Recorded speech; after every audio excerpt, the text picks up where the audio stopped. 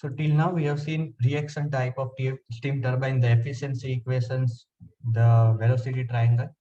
So now let's look at the numerical questions. We'll look at two numerical problems. So you must remember one important thing: the Parsons reaction turbine was the name given for the reaction type of turbine which had degree of reaction is equal to 50% or 1/2. So other things are given. So it's a Parsons reaction turbine. Our mean diameter of blade is 92 centimeter. Rate speed is 3000 rpm. V1 310 meters per second. Beta 2 m dot. And since it's a Parsons turbine, we have symmetrical blading and degree of reaction is 50%. Beta 2 is equal to 20 degree will mean alpha 1 is equal to 20 degree. So we want to find tangential force, beta 1 angle and power delivery.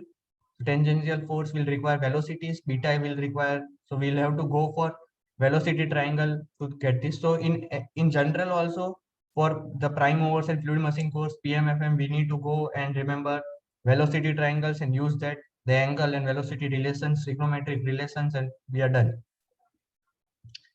So we need to find beta angle, that is inlet velocity triangle. So we are given with V1 and cos alpha when we get VW1. We are given with U. We can find VF1. So tan beta 1 from trigonometry is this. And then tangential force and power delivered.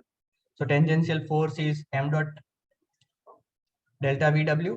So VW1 plus VW2 magnitudes. And they can be replaced by 2V1 cos alpha 1 minus 2. You must remember this direct change which we can make. VW1 plus VW2 is equal to U 2V1 cos alpha 1 minus U. This is important. So we can ignore our time and save our time in solving numericals. So tangential force is this. We are known with all the things required.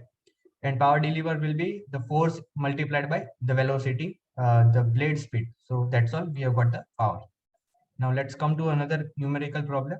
So we are given with inlet conditions of pressure is equal to 1 megapascal, temperature is 300 degrees Celsius of the steam, 50% reaction turbine, that is Parsons turbine.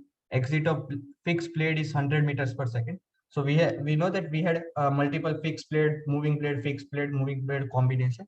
So exit from fixed blade means it is going to impart on the moving blade. So that velocity is 100. So moving blade means the rotor, and inlet of rotor is the subscript 1. That means the velocity is V1. Beta 1 and beta 2 are given. And since it's 50% reaction turbine or Parsons turbine, we have incorporated the symmetrical blading condition, that is beta 1 is equal to alpha 2, beta 2 is equal to alpha 1. M dot is given, d rotor or mean diameter for rotor is given. We need to find the blade height, that is H. Let me recall you with H. So H was involved in, where was H involved? It was involved in mass flow rate equation only. So rho A VF was the equation, and area involved.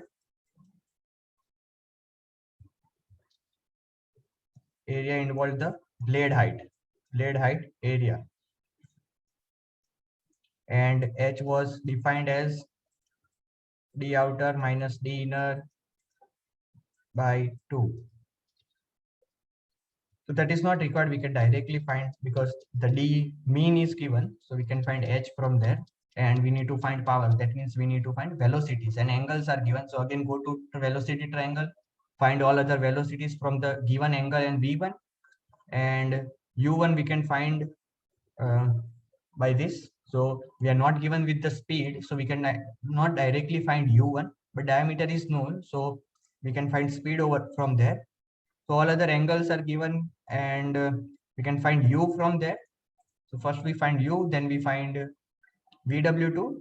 So from there we have delta VW, that is VW1 plus VW2 is equal to 2V1 cos alpha 1 minus U. Why I have done this? I could have explicitly find VW1 and VW2, but I directly found U and I am done with the thing. I have just verified by calculating VW2 again, and both the values are equal. So we can find power by directly m dot U into VW1 plus VW2, that is this, and mass flow rate is rho AVF. So how can I find rho? Rho comes from, I can use these conditions. So these are going to be superheated conditions because it's a steam.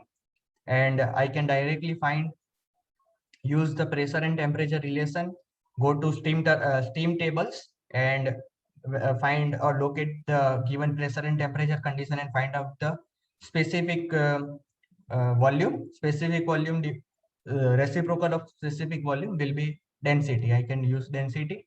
I have all other things known, so I can find the h, that is the height. That's all. In the next video series, we'll start with the new chapter of steam nozzles.